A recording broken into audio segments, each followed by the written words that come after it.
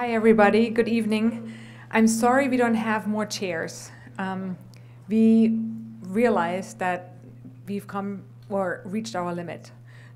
So if anybody wants to sit on the floor here, we can probably sit 3-4 people, and then there's a little space here. Otherwise, kumbaya. I hope you're wearing comfortable shoes. I'm excited to have everybody here. There are 2 chairs or 1 chair here. 1 chair, if somebody wants that chair. There's another chair here. So please feel free, and I hope you'll be somewhat comfortable for this really exciting talk between Adam Lerner and Mark Mothersbaugh.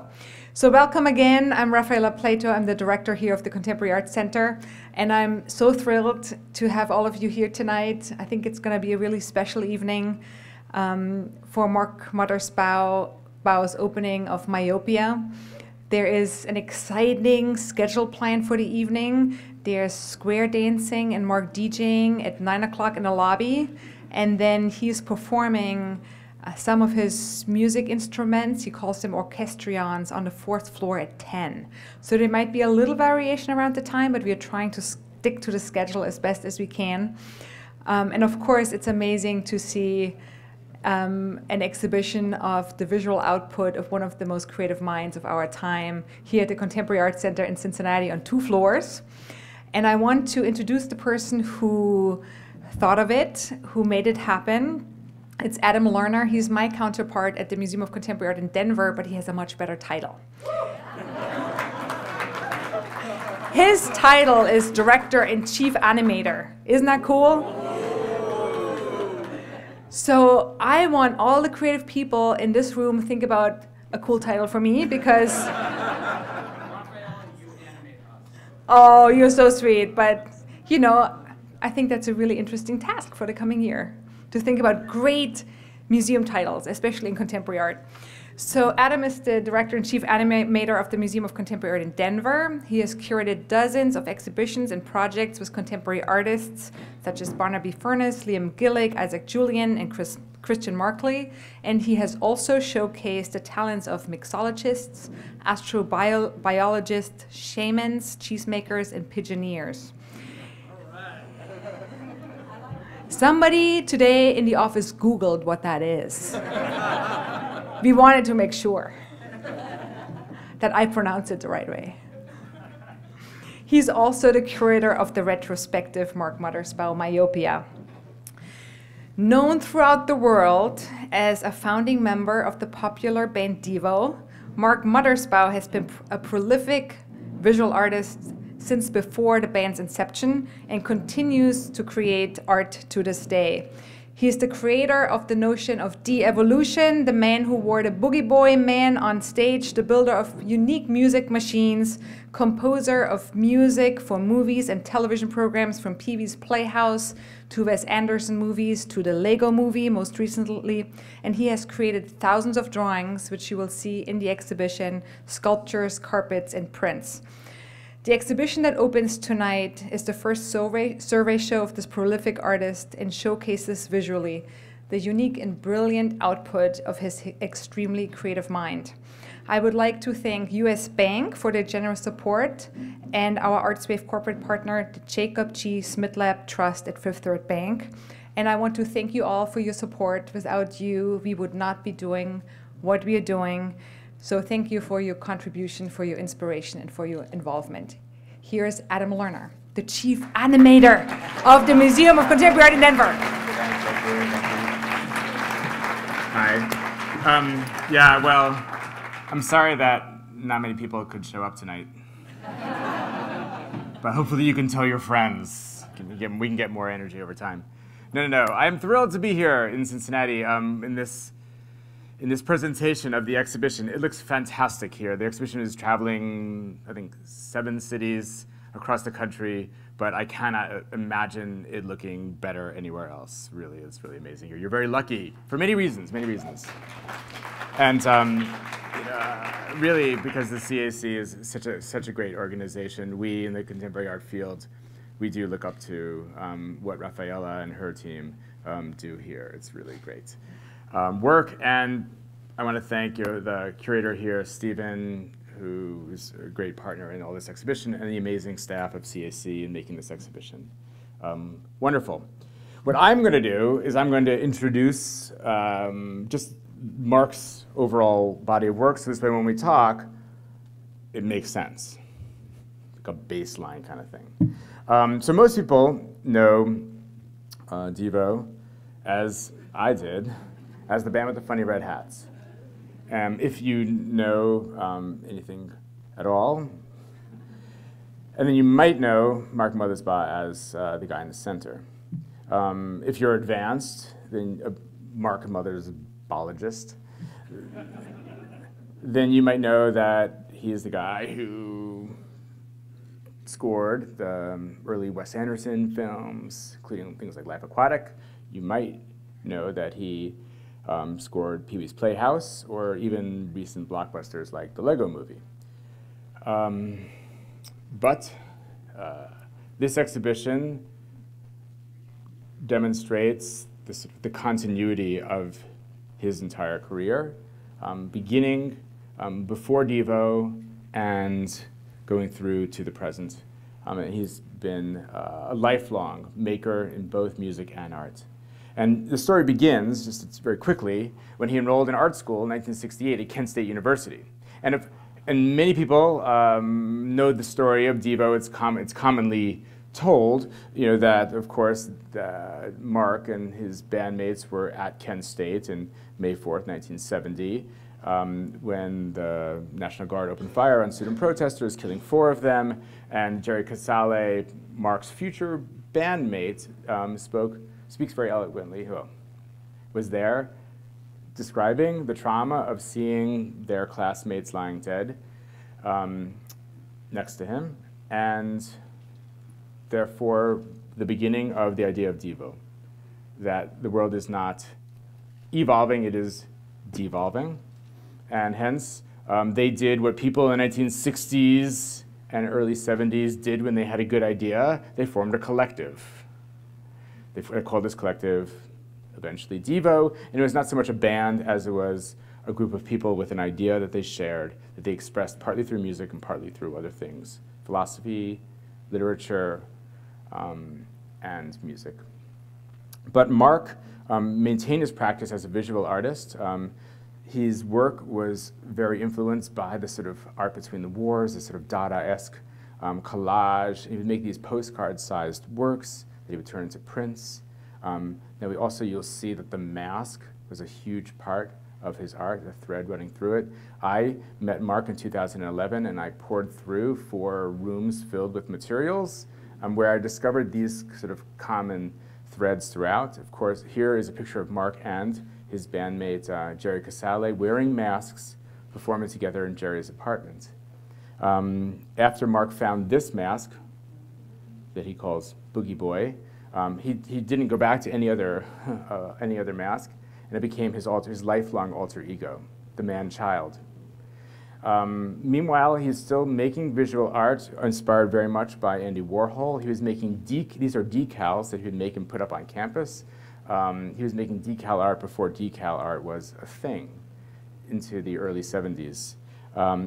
At the age of only 25, he wrote, illustrated, and published the book My Struggle, Boogie Boy. Throughout, though, there is a certain sort of consistency in his work. To produce this exhibition, you'll see upstairs, I went through all of his journals to be able to sort of find what are those common threads, and you see this incredible fascination with order. Here, like the sort of numbering of the world, giving order to the world. And you would see that in page after page, this interest in the grid. And then if you understand this, then suddenly this makes sense.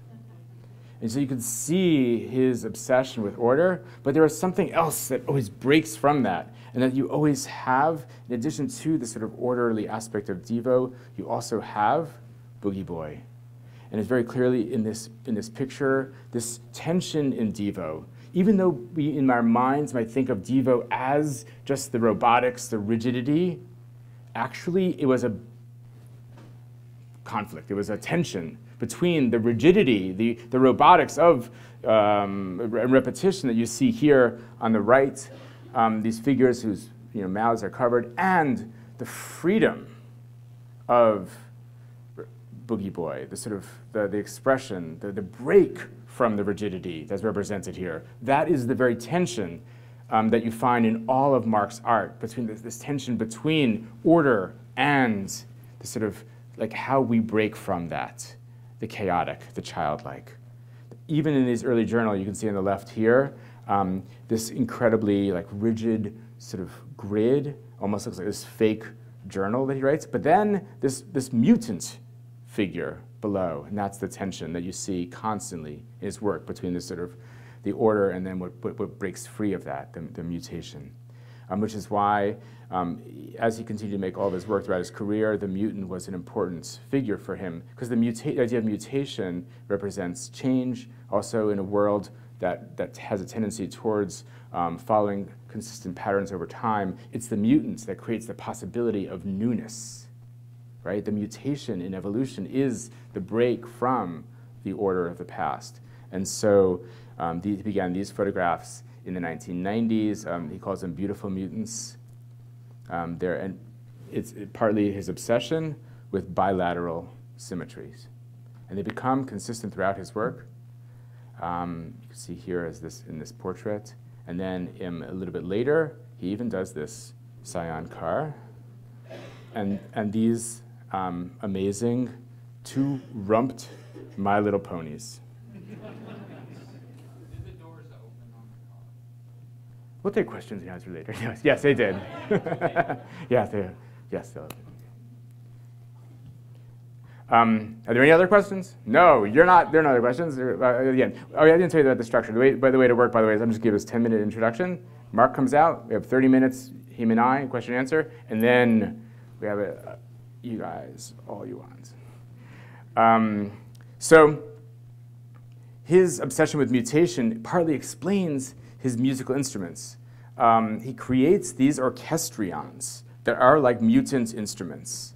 So these are music-making machines. That's what an orchestrion is. Some of them are, this one here on the front is made with organ pipes. This one here in the back is made with actually bird calls, over 150 bird calls. But this obsession with technology is something that begins very early in his career. This is a postcard I found amongst the 30,000 that is in his collection. He made in 1975. I don't know if you can see the words on top. It just says, the image is of these two legs, 19th century style medical illustration with these intense braces. And then on top it says self-portrait. Which is, to me, as soon as I saw that, I felt like I understood Mark really interestingly. That it's actually this idea that's in the exhibition, that's your constraints that actually provide you with the opportunity to do something fresh and new and entirely your own. And that's why those machines upstairs he works with are entirely original. Like they're constrained, they're like repetition in tone, they are atonal, they are in between, but yet he makes music with those machines. Again, technology was always what we call a frenemy to him, but also characterization. He's fascinated by character, and especially, this is a character he calls the roly-poly. And one quality you see in all of this is you see this quality of this sort of child, or childlike play. Oops, sorry. And I feel like the sense of childlike play and audacity is very much evident in this work, which is one of the monumental works of the entire exhibition. It is, wait for it, the largest ruby in the world, carved into a soft serve ice cream cone. And that's a sort of aspect of spectacle that runs throughout his work. I mean, from Devo all the way to the present, this aspect of play, this interest in pop art, this sort of like the audacity of carving the largest ruby in the world. All of that is sort of consistent throughout his career. But I think that the most like probably monumental in scale is a room that you'll see. It's the last section of the exhibition where there's 30,000 postcard-sized drawings. There you see Mark's mind in an unbridled way. And you see his interesting characterization, this relationship between the sort of grotesque, this sort of and play, always in this tension, found objects turned into these characters, obsession with the eye also, and always creating these very, very original forms, always exploring new materials and new ways of combining new drawings that he makes with existing postcards. So here it was in Denver, just to give you a little bit of a sense of it. But and you'll see it's similar upstairs. I couldn't photograph it, just got it. But why don't we do this? Why don't we just leave this image on the screen, and we'll do this again. 30 minutes, Mark and I talking, and then we'll have an open question and answer. Okay? We're good? Okay, Mark, do you want to come on out? I'll go get him. I'll go get him. There he is. Are you on this side? I'm close to the podium. You're over there.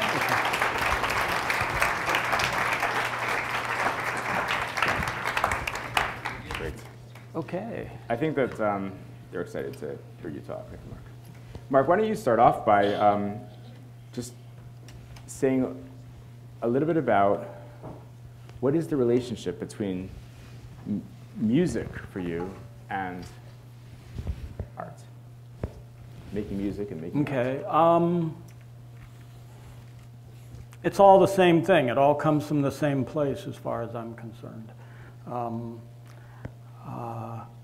And making music and art started at a pretty early age. That's all right. That's good. You're doing great. He's doing great. Okay. So, do you want me to tell you? What do you want me to talk about? You want me to talk about myopia? We can talk about something else. Why don't you start off by saying like that how you knew you wanted to be an artist? Okay. All right. Here's a story, and this happened in Akron, Ohio. Oh, Cuyahoga Falls, actually, but Akron adjacent. I was 7 years old. I was almost out of second grade. We were at the end of the year, and somebody was looking at me, you know, like trying to write some stuff down at school, and they said maybe he should get his eyes checked. And so I got my eyes checked. It was kind of like, must have been May, so it was almost the end of the year. And they found out I was legally blind, which is not in itself very extraordinary, because humans are very capable of doing things like using other senses to figure things out. And you can, you know, it's like if grandma came over, I'd go like this and see her, and then once I knew what she looked, I knew it was her that came at the door, then, you know, you'd always see that blue outfit walking around or whatever. And, you know, even though it was just a fog or a you know, you could relate to it, and I had no idea that what I was seeing was different than other people. I was always, you know, it was kind of weird at school, because I remember I never knew the right things to say when the teacher would call on me and say, what's on the board, or ask me a question like that, and I never knew how other kids knew the right answer to any of that stuff. And so I had this one teacher. She's probably long gone now, so I can say her name, Mrs. Savory. And she... Is she in the audience? Savory, you there? Hello, Mrs. Savory. You know, she tried everything she could to discipline me and to get me to, you know, and corporal punishment was definitely in form back in the 50s in Ohio, in case anybody didn't know that. And, you know, I went to the principal's office every other day and stood in the back of the class, and I just could not figure out what I was getting wrong. But I got these pair of glasses. When they found out I couldn't see the big E from 6 inches away, further than that, everything turned into a soup fog. And all of a sudden, we came out of this optometrist. I was with my dad, and we were at the top of a hill, and I looked down the hill, and I saw the school I had been going to for 2 years. And it was this incredible thing to see a building, and then I saw the woods I walked through, and I saw the housing development I lived in, so I saw rooftops and chimneys and smoke, and I saw clouds for the first time. I knew the part of trees that you ran into when you were playing in the yard, but I didn't know the part that was up there. I'd seen pictures of them, but I could never see that far away. And I saw them. I saw where a tree ended, and I saw birds flying, and I saw telephone wires, and it was incredible. And I was like, this is the most amazing day of my life. It was pretty amazing. I remember going to school the next day, and I was drawing these trees because I'd seen trees. And Mrs. Savory came up behind me, and she was looking, and I'm drawing trees, and I've got these glasses that are like this thick. You know? And she goes, "You draw trees better than me." And it was the first time a teacher had ever was not saying, "Don't do that, stop doing that." You know, it was the first time a teacher said something nice, and it was like this moment that I really remember. And not every kid gets that. You know, not every kid gets a chance. You know, whether you have a vision problem or not. You know, it's like, I think what a responsibility we have with kids. But that's another story. But so anyhow, so I went home that night, and I dreamt I was going to be an artist, and so I just drew all the time and painted and became really interested in the arts. Music, I thought, was invented just to torture me. On the other hand, because about the same time I started taking organ lessons from Mrs. Fox. She's gone. You're not out there, are you? Mrs. Fox was tone deaf, but she would insist on singing along, and so to try to get out of having to take organ lessons, which I would play really loud and really slow. So she'd be going, "Bone, sweet bone, bone, sweet bone, sing it loud and loud." And then I'd hold long. And I'd see my dad over there reading the paper in the other room, trying to ignore it, you know. And like my friends were outside the window going, "What are you doing in there?" You know, and I'd be like, I don't know. And then, you know, we had a lot of kids. I don't think my sister Amy was there yet, so there was like only 4 of us, but we always had a lot of animals. I don't know why, but we had monkeys and flying squirrels and all sorts of things. We did. We had a lot of animals when I was a kid. And to keep peace, my dad would put a little TV on the kitchen table. So at dinner time, we'd be watching this little black and white portable TV, and it'd be Ed Sullivan time usually at dinner time for us. And I just remember watching, you know, like the plate spinners, the Chinese plate spinners, and Topo Gigio, and then he goes, "And now from Liverpool, the Beatles," and I saw this amazing thing, and I was like, that's why I've been tortured my whole life learning how to play a organ, so I could do that. And so then I fell in love with music too. So I always drew and I painted and I did all that, and then I also did music. And it wasn't until later when I got to Kent State that I found out about people like Andy Warhol who were like printmakers and painters and photographers and fashion designer, and he threw the best parties in Manhattan, and he produced the Velvet Underground, which was, when I was a kid, I thought they were the most amazing band around. And so I wanted to be like that. I wanted to be about ideas, and so I just kind of just kept them both going all the time and mixed them, and I felt good about them all coming from the same place. Yeah, that's great. And tell a little bit about how it is you started working with these postcard-sized works. Okay, so while I'm well, first off, the trade-off, if anybody here is myopic, you know that the trade-off is you go from, like, this is a fog, and then this is what they call 20/20, but 20/20 means it's all clear and in focus, but if you're really myopic, it looks like a doorknob. So it's like when I go like this, the difference between looking through the line at the wall in the back there, here and here, is about the corners of the room drop about 4 feet. But you just learned it means that you're probably never going to amount to anything in sports. But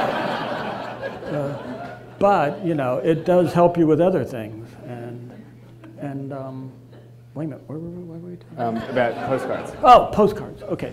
But little things I could hold perspective on when I was drawing. So I liked little things, and then when I was in, you know, and it just carried on later, even with Devo, that, you know, traveling, you can't take a, you know, a big piece of canvas into, you know, if you're going to a different city every day for 150 days in a row, you can't carry stuff around with you, but you can carry things in your pocket, and you can be working on an airplane or backstage, or, you know, in some DJ, in the waiting room at some DJ's thing, you know, while you're, and so that, and then, but what really got me into that size and postcards, and why I even let people say postcards, because I mostly draw them watercolor paper that size, but is that there was this thing back in the 60s, 70s, especially with the Dada artists, where they did mail art. And it was really popular in Europe, but it was pretty popular in the US too. So the amazing thing that happened to me is I could be this kid in Akron, Ohio, and I could draw something on a postcard and send it to Jasper John, Robert Indiana, and then people like Image Bank and Ant Farm and Irene Dogmatic. And there was a chance that they were going to send something back. And those people did send things back to me. And that was kind of a nice affirmation if you're just like some kid who's going to school and you feel like if you know, if you disappeared, no one would even know, you know.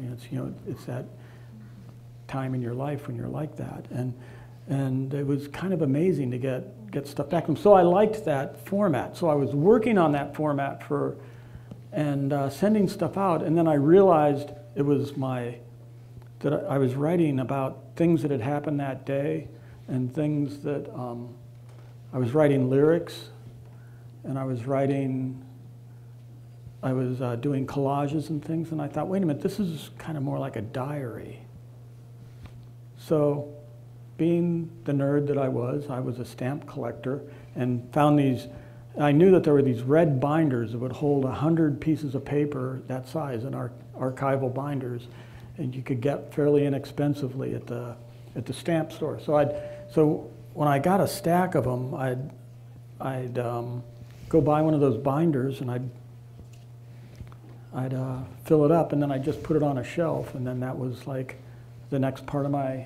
And it became something that it became like an image bank that I could refer to with Devo, for instance. We went to those images for album covers and graphics and staging ideas and things. A lot of it would be in those images and lyrics and stuff. So I started saving them after a while, and then. Now it's like 350 books later. There's a bunch of them upstairs. So Mark, there's a big thread running through your work of image making, like these you see here in these postcards. But another part of it is sculptural. That has nothing to do with images. And so do you want to? And probably the centerpiece of the exhibition, in some ways, are those orchestrions, those music-making machines. Do you want to talk about where that comes from for you? Well, these things, I'm calling them orchestrions, and they're these. I collect instruments from all different time periods because I write music every day, just about. I write a lot of music, and so it's always nice to have some other kind of instrument to write for, and you find these weird, odd instruments that nobody even remembers that were made in the U.S. in the 30s, for instance, when. Like this company called Marx. They made Marxophones, and they made Celestophones, and they made this whole series of incredible instruments that were cheap, and they were meant for people that couldn't afford a piano, and they could just put them in the mail and send them to you for like $20 or something, and you'd have this like a ukulele, which was just a made-up instrument that was made out of wood and strings and bows and stuff.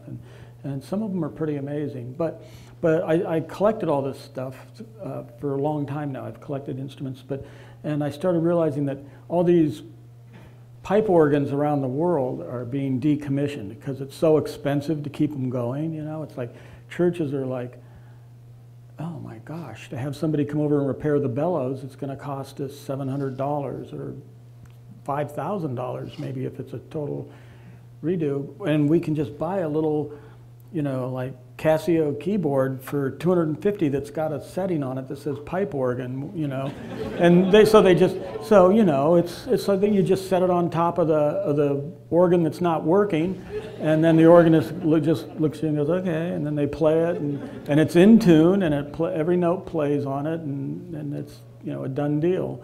And so then they start decommissioning these things and selling the parts, and it's when I saw that people were taking beautiful old organ pipes. If any of you here did this, just don't let me know it. And they made them into bird houses and stuff. And I was thinking, what a terrible way to end your life, you know, as an organ pipe. So I was collecting them wherever, because at first I didn't realize. Well, the birds were probably happy. Yeah. It was probably not a bad place to live if you were.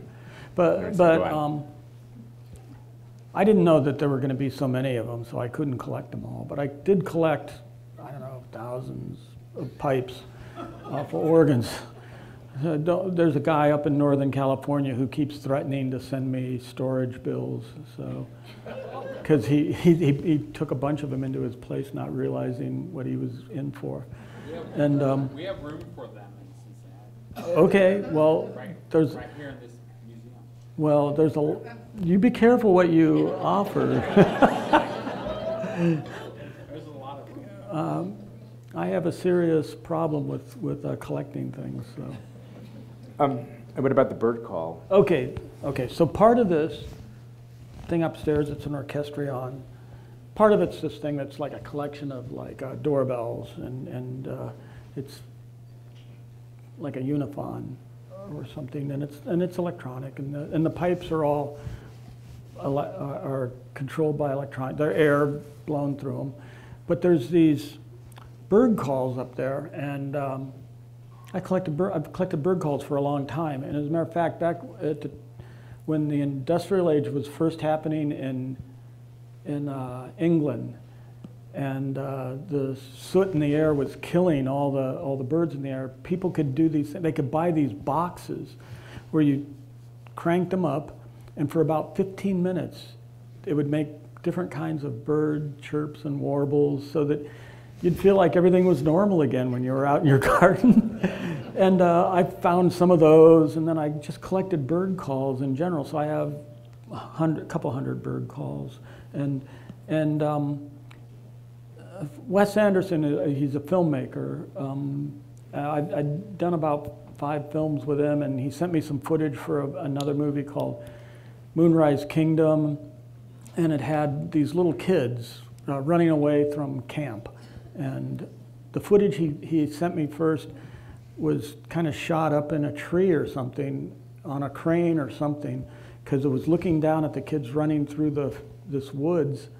But he didn't send me the sound to it. I just had this picture, and so I could see the trees all moving, you know, so you knew that there was sound, and I could see birds flying, and I thought, well, it's just felt so odd to see that totally silent and not to have, you know, an effects track with it. So I had these bird calls, and I started playing some bird calls along with the picture just for the fun of it, and then I started playing them in patterns, and that were not necessarily bird patterns, but they were more just like musical patterns. And I was like, well, this is interesting. What if birds would actually cooperate and do this? And you know they wouldn't, but because they're smarter than us. And I lost interest I didn't lose interest, but I forgot about the film and just started writing music for these bird calls. But then to have 40 or 50 bird calls going at one time, it's not cost effective unless you're rich to have like 40 people show up at your studio every day and wait for you to write out some sheet music for it and hand it to them and say, okay, here's your turn, boop, boop, boop, boop. And then you have to go, you know, and then they're like waiting for their, so instead I consulted this guy who repairs calliopes for amusement parks that I'd worked with before on, he helped me with a calliope I have. And do you want to explain to people what a calliope is? Maybe people don't know what a calliope is. Calliope, it's... you know? You're good? It's like a steam organ. Right. Yeah, I got a really amazing one. You got some A students out here. That's good. Anyway, go on. Sorry. Yeah, I got one that used to belong to the Shriners in Kansas City. They decided to dump it. I think they probably found an electric organ that was like easier to carry and to keep working. And so they said, what do we have? So, and it came with a chariot. But anyhow, so this guy, he helped me build all these mechanisms to play these bird calls. And so part of this orchestrion upstairs is about 50 bird calls, and that's my favorite part of it because there's nothing like that in the vernacular of musical instruments. You know, like there's warped pipe organs. You know, there's pipe organs that are out of tune and sound like, and these are all mismatched pipes upstairs. They're all like orphans from organs all over the world. So you know, it's all a little bit, you know, like out of tune, calliope kind of sounding, but I love it so much. I love the way the thing sounds, and it's like a total different direction than anybody ever requests when you're doing films. Like I have a film that opens tonight. We can all go out tonight if you want to see it. No, only if you have little kids, because it's Hotel Transylvania too. But it's like I got to use the, you know, it's the London Philharmonic playing. But the bad news is you know, that kind of music, there's already precedents set for where the parameters are, and you can only go so far this way and you can so far that way in what you're allowed to write. So it's a day job, and it's fun, and I love it, you know, because somehow I can look at pictures and imagine the music that goes with them, and so I can still do that. So I like that for a job, but this is like something to me that nobody ever says. Can you make some music with bird calls, and everything can be out of tune if you want, and nobody ever says that, you know. It's because they all love Western music, and we all know Western music is all very tuned and tonal, and I heard this thing on NPR. I hope I'm not repeating myself to too many of you, but I heard this thing on NPR like about 5 years ago where there were these two people talking about, one guy wrote music for Balinesian bands, and this other guy was a Western composer, and they were like talking back and forth about music, and then the Western guy was kind of very dismissive about the primitivism of the instruments, you know, in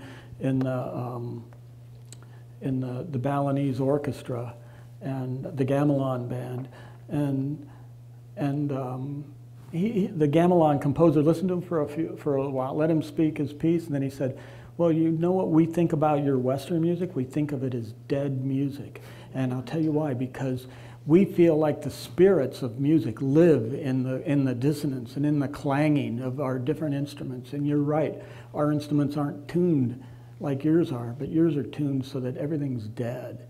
And I just like that. I thought that was kind of so. But it made me, because I like both music, obviously, but I just like that good defense for primitivism. And I feel like that's a perfect summary of the essence of your art. It's like the imperfections. That's where the beauty, that's where the aesthetics come in. I know you don't have to agree. It's okay.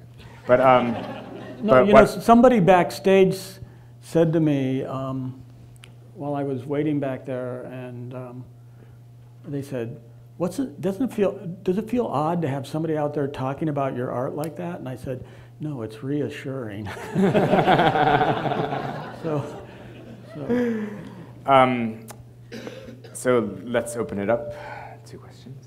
And why don't you, how do you want to do this? What's happening? Should you do you want to field the questions? Can you mention about Devo's connection with Cincinnati?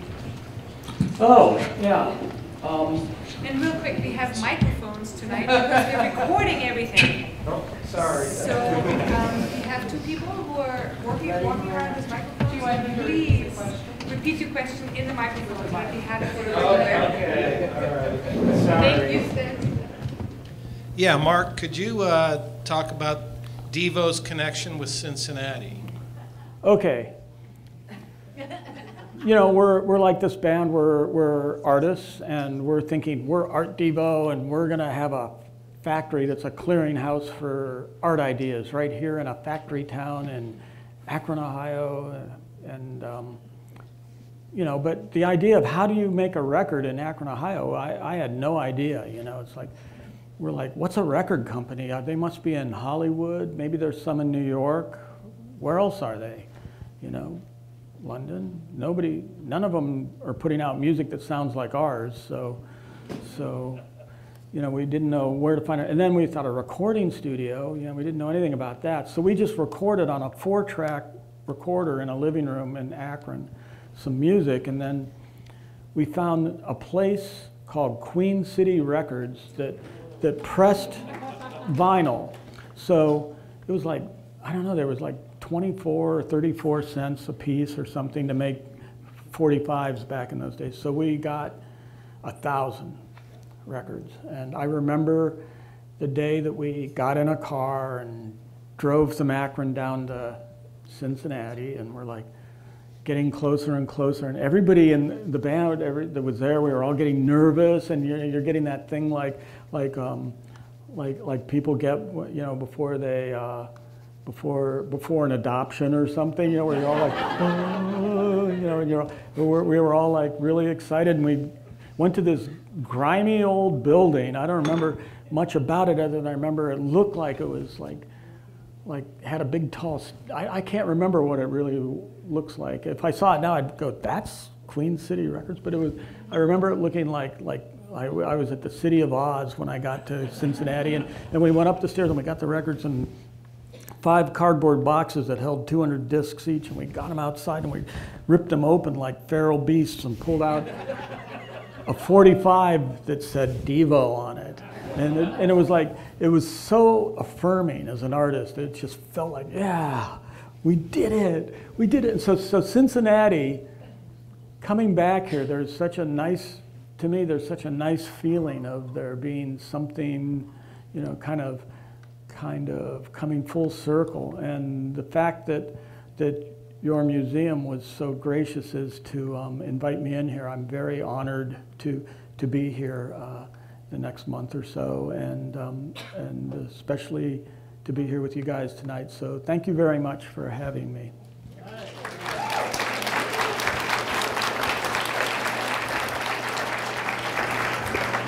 I have a question for you, but first I just want to say that I saw you New Year's Eve, 1975, Santa Monica Civic. And Wow. Devo was fantastic. New Year's Eve where? In Santa Monica. Santa Santa Monica Monica? Civic, 1975, New Year's Eve. Really? Yeah. Okay. Yeah. How was it? It was amazing. But I have to tell you, I ran around without any glasses on, so I had myopia. So it was different. Now my eyes are fixed, but that was my question. How much art do you do with your glasses or without? How much art, what? Do you do with your glasses on or without? Well, mostly on, unless I'm really tired and I don't want to wake up my wife.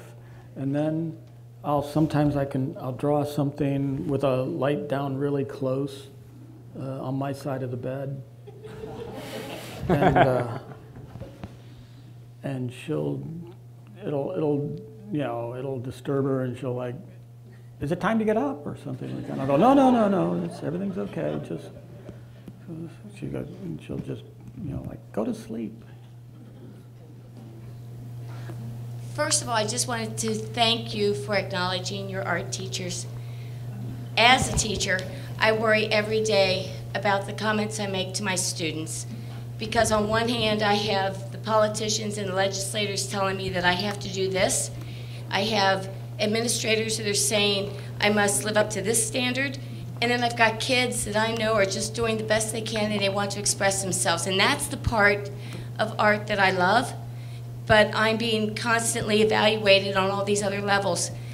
And I have to keep reminding myself that the real important part of this whole job is to reach the kids.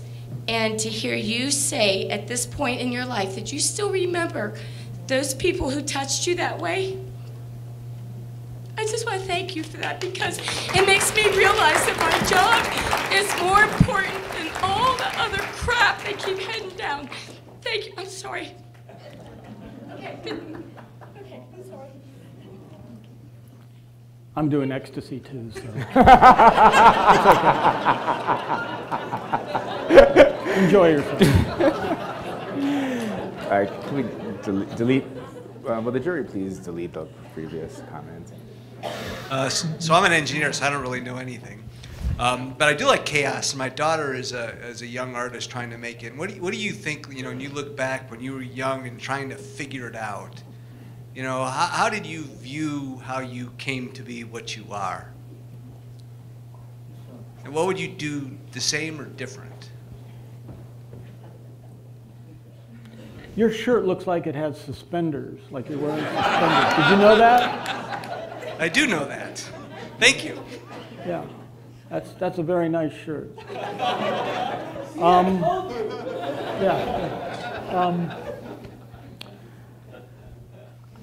It's like I think you just have to be authentic, and you just have to be who you are and do what you have to do, and what comes of it is what comes of it. It's like it's such a dilemma, being an artist and then monetizing it and figuring out how to do that. I somehow, it's like this music somehow I wrote this really weird music with these other guys, and we somehow stumbled into a record deal, and then we made this one song that wasn't weird at all, and it got on the radio. But it's like we didn't do it on purpose, and we weren't sure how it happened, because we just did what we did. I don't even have a bit of good advice for what to do to like. I would just say, just as long as she enjoys what she's doing, get a real job. No, I mean, have a real job. I don't have a good answer, but I'll tell you, I wish I was, how old is she? 24. Not so bad. I'd love to be 24 right now, because I think right now, especially for like even younger kids, it's like, what a great time to be an artist, what a great time to be alive, what a great time to be a human. It's like, I watch my daughters, I have an 11 and a 14-year-old, and they got this iPad, and they make films with it, and it's like, I was like, we were out of school, and it took us a year to we had this graphic design shop we started so that we could pay for our first film. And then it took a year to make it, because we had to beg people to let us use our editing bays, and everything was so complicated and bulky. It's like these kids now, they have this transparent technology available to them, whether both in music and art, all the different art forms, like the computer is supplied with them with these amazing tools. I can't believe it. I want to go, how long it took me to make my first movie, and you just did it in one afternoon. And it's like not just them, it's like kids all over the world. They're thinking about art, and they're thinking about music. My kids, all kids are much more sophisticated than I was when I was a kid about music. If they're interested in a band, or even if it's like something that doesn't appeal to me at all, like Taylor Swift, you know. They then like find out who's in her band, and then they like listen to, then they research and see who she listens to, and then they go check that out, and he's a Taylor Swift fan. Obviously, you know, I don't blame him, you know. Shake it off, sir. And yeah, anyhow, so. I wish I was a kid. I think it's the best time ever in the time of humans to be alive. Hey, I'm Anjali. I'm an architecture student at DEP. I'm doing my thesis right now on wonder as an interruption, and it's crazy how like similar your ideas are to what I'm exploring right now. In terms of space, the things I've seen in this slideshow are more artifacts, which I think are awesome. But I'm looking for precedents that are more site-specific, so I'm wondering if you've done site-specific installations. Site-specific installations? No, you haven't. Well, I would say that's probably, I would have to agree with you. Probably, I can't say that I've done site-specific installations. But he's I okay. have had nomadic installations. With my band, we create our own stage sets and our own, you know, our touring shows, but they never stayed nailed down. Yeah. And if anyone wants to commission anything, you're open to it. Yes. Yeah. My agent here said that if anybody wants to commission something, just speak right up. Don't be shy. There's always a first. Have you ever considered writing music that was beyond what humans can hear? Like dog whistles or something for animals, something other than just people? Well, I've experimented with mind control with dogs that I have, hoping that it would have kept them from using the rug for a toilet, but.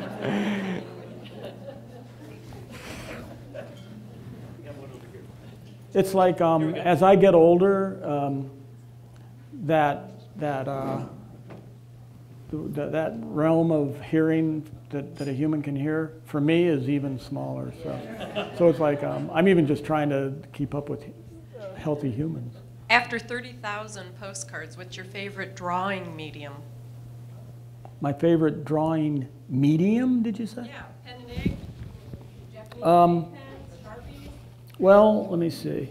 I like brush pens, and it just, I don't know why, it's like you get a nice expressive shaped line, and it's an excuse for sloppiness in other areas,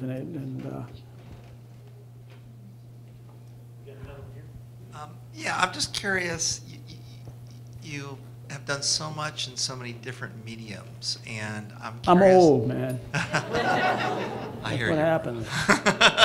I'm curious if you had to define yourself, do you see yourself as a musician, a drawer, a sculptor? Do you have an inner sense of definition of what you are, or none at all? You know, I've heard most of that. You're asking me if I work in... I wasn't listening. Yeah. I work in a bunch of different mediums. And do I have a definition of me? How do you define yourself?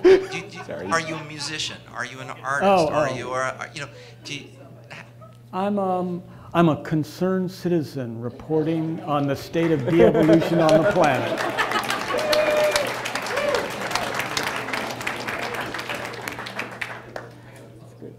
Follow-up question. But if you were going to do a self-portrait today, in what medium would you do it?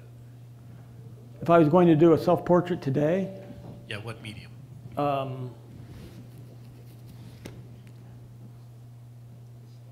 I probably will do a self-portrait today, but it's probably going to be, just ink. So I don't know what to tell you about that. It's ink. Let's see. All your works are self-portraits. Well, because of that answer, I just have to say my business card says concerned citizen, so I really like that you have that. But I have a question. As a young person or as a wiser person now, are there any ideas, I mean, especially given the circumstances that you experience it, are there ideas or messages that you reject? I mean, you seem like a really calm, chill person, and so I'm just kind of curious about like if there's been like rejection of ideas or messaging that's presented to you as a young person or wiser person. What? Is there any messages that I reject? You seem like really like just super pleased with how like, I mean, like you seem really calm and at peace, and so I'm just kind of wondering if there.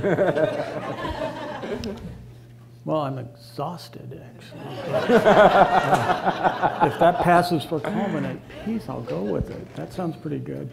You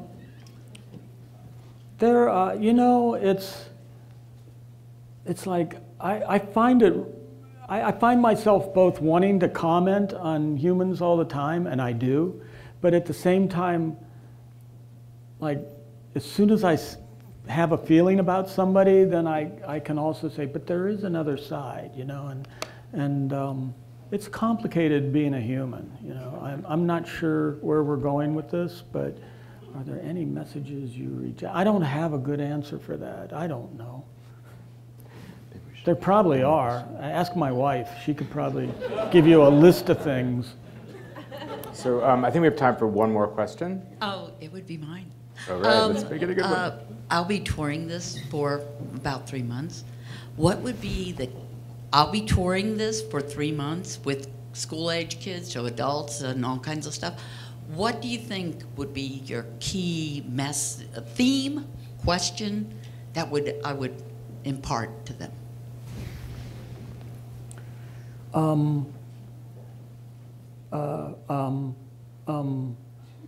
De-evolution is real. No.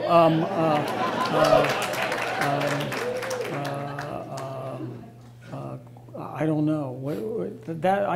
I don't know. You'll just have to find out. Tell me what they think. You know, because I look at the stuff upstairs and I'm both amazed and a little bit embarrassed and happy about it. So tell me what you end up thinking. That was a very non-enigmatic answer. All right, thank you. Thank you.